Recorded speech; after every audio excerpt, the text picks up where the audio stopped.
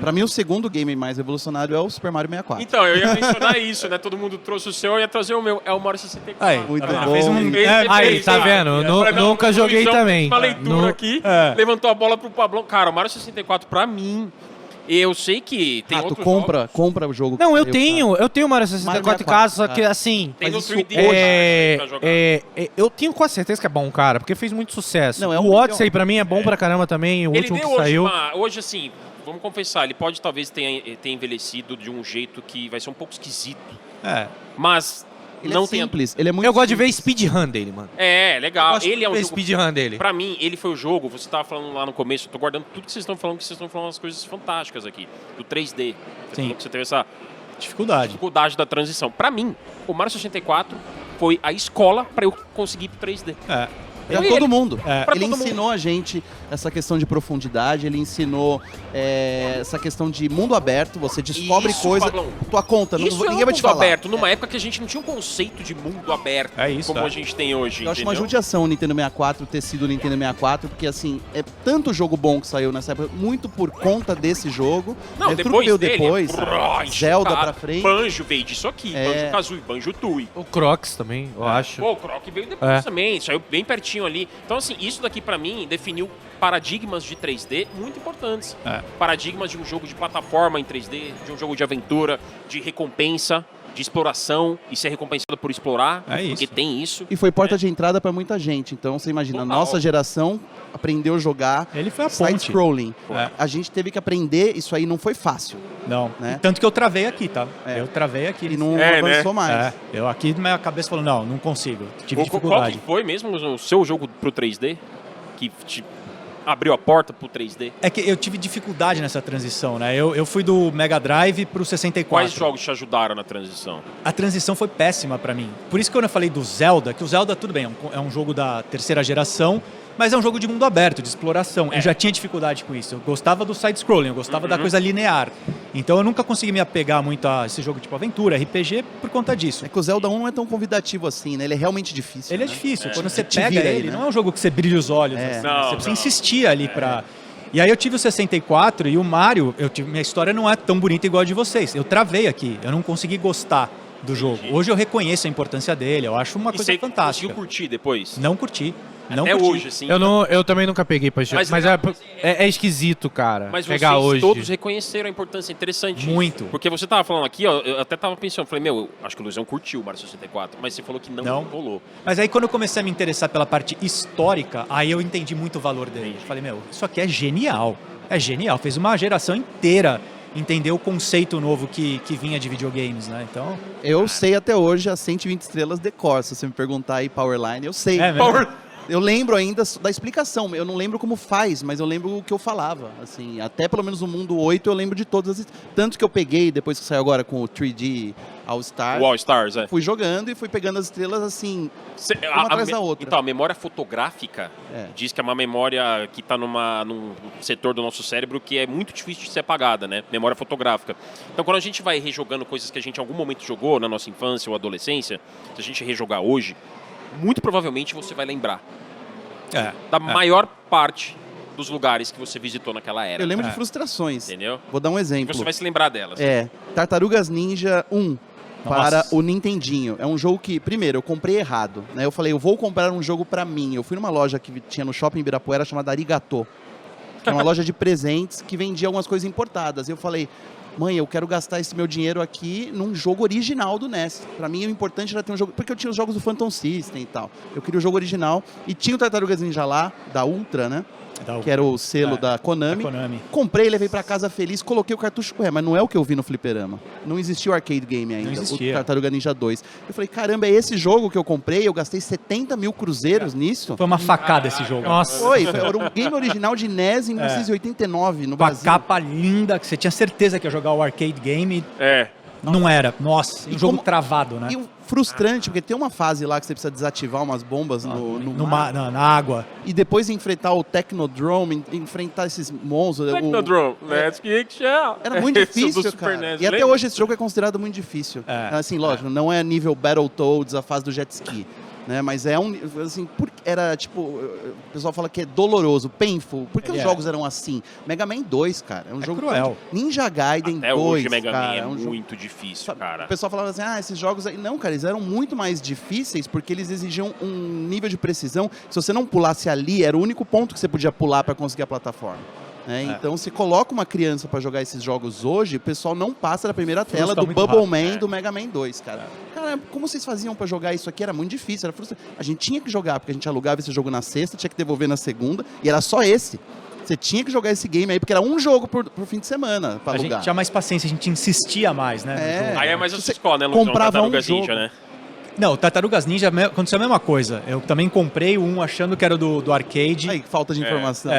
E foi muito frustrante. Hoje eu gosto, tá? É um jogo que envelheceu bem pra mim. Eu adoro esse jogo. Se eu pudesse ter de novo, eu vendi o meu. Não, a locadora, assim, fez parte fundamental das nossas vidas. Um jogo que eu alugava e sempre chegava no mesmo ponto e devolvia a fita. A gente fazia muito isso, né? Um pouco. Torcia pra ninguém apagar, né? É isso. E nunca passava, sempre chegava no mesmo trecho. Tinha isso. A gente sempre chegava no mesmo trecho e travava.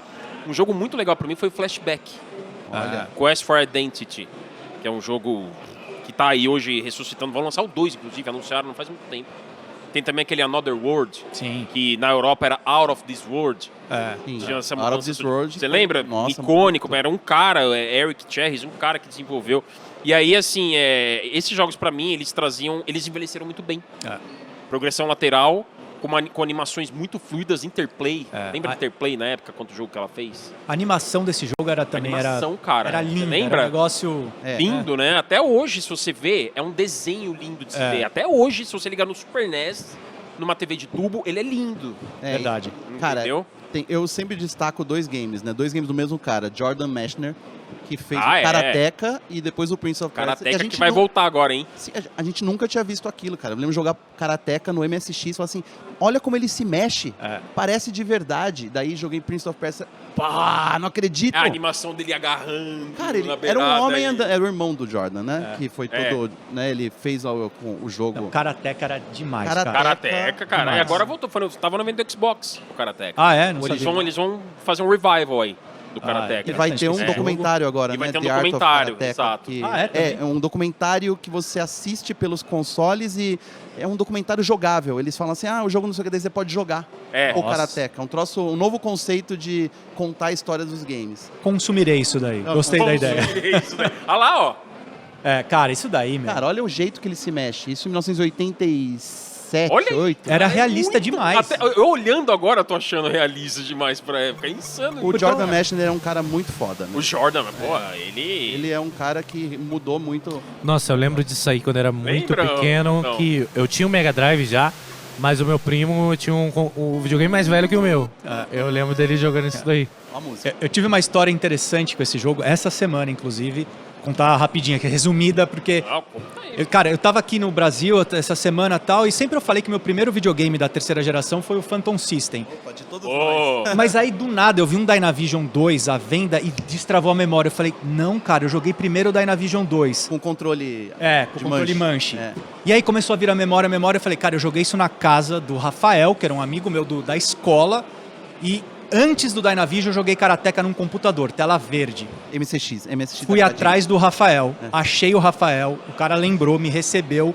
Fui lá, fiz uma entrevista com ele de 14 minutos, mas o mais legal foi que eu falei, cara, como é que você tinha essas coisas? Ele falou, não, meu pai foi o primeiro cara no Brasil que começou a fazer clone de computador. Na época não dava para trazer o Macintosh, não dava para trazer o IBM, meu pai fazia clone de computador, por isso que eu tinha em casa e por isso que eu tinha o Dynavision, que era um clone também, ele conhecia... Falei, nossa, a história só ficou mais legal agora, né? Porra, mas a gente jogava essas coisas. Mas eu lembro desse jogo rodando também, não esse, eu acho que era Pitfall. Tinha o Super Pitfall do Nintendinho que era ótimo. Mas era rodando no... Eu adorava. Você tá falando sério? Eu fiquei tão imerso nesse jogo. Vocês, era ruim, né? Vocês chegaram a jogar o Pitfall 3D do Play 1? Era rodando no... Esse era podreirinha. TK3000. TK3000. Meu pai tinha um. Cara, então tem foto minha de um aninho no TK3000 e era aqueles disquetes 5x4, sabe? Que era 2 bandejinhas e tal. E o monitor monocromático verde. Então era coisas assim, um X correndo atrás do Y, tá ligado? Era legal demais. Pra você que achava que não existe a Pitfall 3D, ele existe, é esse cara aí, ó. Nunca tinha... nunca vi. Esse é o único, se eu não tiver errado aqui, esse talvez seja o único Pitfall 3D. Então você acha o Super Pitfall ruim mesmo?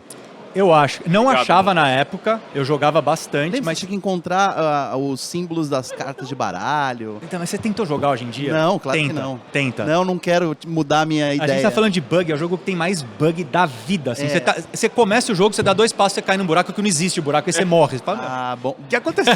Bom saber. Eu tenho lembranças de jogar na casa de um amigo em 1987 no computador TK dele, que a gente tinha que esperar o jogo rodar na fita cassete, né? Você tinha, peraí, vamos jogar? Tá, mas vamos jogar bola antes. E o cara apertava pro negócio gravar na fita cassete. 30 minutos pra você poder jogar o game. Você tem alguma coisa desse tipo? Tenho. Eu também fiz um post recente que fez muito sucesso. Eu descobri que tem um jogo de Commodore 64 do Stallone Cobra.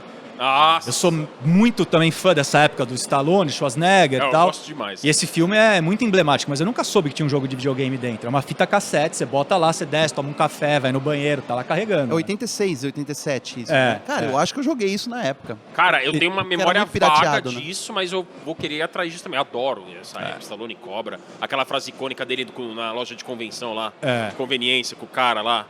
Tem umas frases muito Você é a icônicas. doença ou sua cura? É desse filme, né? É, desse filme. É. Desse filme. A cobra é esse. A No parte jogo do- aparece essa frase. O jogo então, aparece essa frase? O jogo traz vários elementos do filme. A trilha sonora é um isso aí, absurdo. pô.